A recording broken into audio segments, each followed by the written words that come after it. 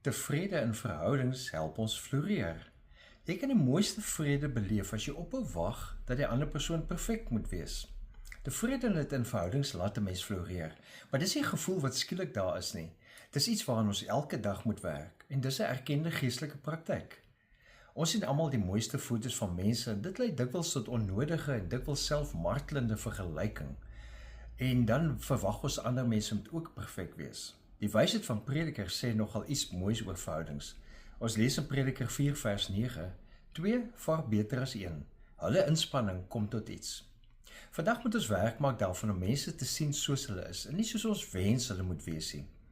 Dikwels is jou wens ook net 'n projeksie van jou eie tekortkominge of 'n wegskram van jou eie tekortkominge in die oë kyk en dan soek jy iets beters by iemand anders.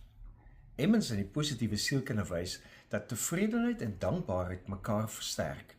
Wanneer jy doelbewus fokus op wat goed is in jou verhoudings, dan word jou hart sagter, jou verwagtinge word realistischer, jou liefde word dieper. Hy verduidelik dat liefde of dankbaarheid bande versterk en emosionele nabyheid bevorder.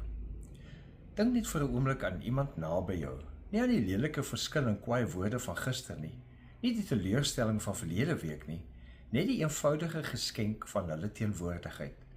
Wanneer jy dit raak sien, begin tevredenheid groei en vrede volg. Veral in Suid-Afrika waar gemeenskappe dikwels stikkend voel mekaar beskuldig, word hierdie klein praktyke groot oorwinnings. 'n Kompliment, 'n oop gesprek, 'n lag wat albei verras. En so word jy met tevredenheid 'n draer van vrede wat harmonie skep. Leef geïnspireerd.